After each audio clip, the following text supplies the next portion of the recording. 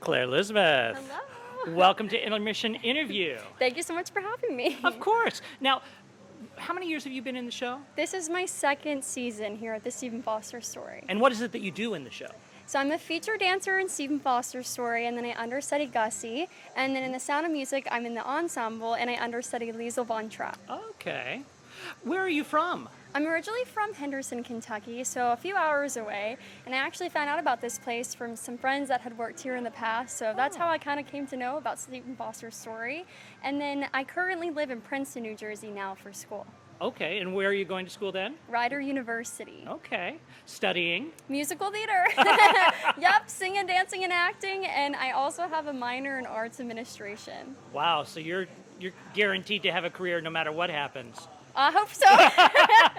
Yes. So what is your favorite part about coming to Bardstown? Ooh, I mean, obviously, like this place and the people, I love working here because the place is just so hospitable. Like the people are truly what make this experience in this show, memorable and awesome. And so I really love the people. I also love the small hometown feel. Moving up to Jersey last year was my first year at school.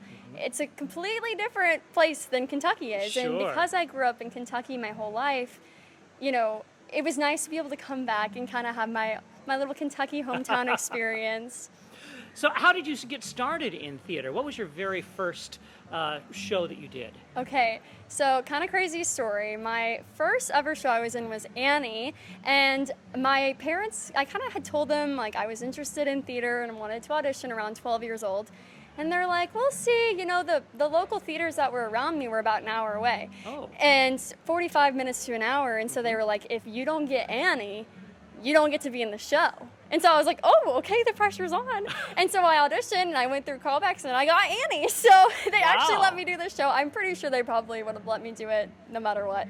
But they were just kind of pushing me to my limits. So that was my first ever show that I was ever in, and ever since then, I have been in a show for as long as I can think of. Like sometimes 2 at once or whatever. So ever since then, that kickstarted the career and the passion for this art. Do you have a particular mentor that has encouraged you and taught you throughout your career so Yeah, far? I have a few. My acting teacher back at home in Owensboro, her name's Grey Greer. She was one that always kind of really pushed me to go and make a career out of this because, it's scary, not having a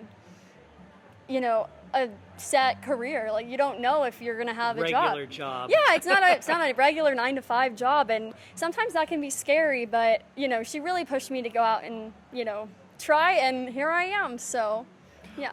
What is the biggest lesson that you will take away from this summer as we're sort of winding down in the last week of shows? Oh, yes. Oh, it's so sad. I mean, honestly, the people, like, that is what I'm going to take away with me. That, having people there around you to support you no matter what is truly what matters in life. And, it doesn't matter where you're at. The people who you take along with you are what going to matter in the future. Absolutely. That's a great lesson. Yeah.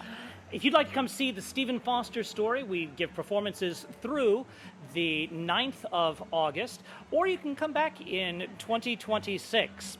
The Sound of Music has one more performance as we are recording this, but this is probably going to go out after that has already gone. But if you'd like to get tickets, go to stephenfoster.com. We'll hope to see you in Bardstown soon. Bye-bye. Thank you.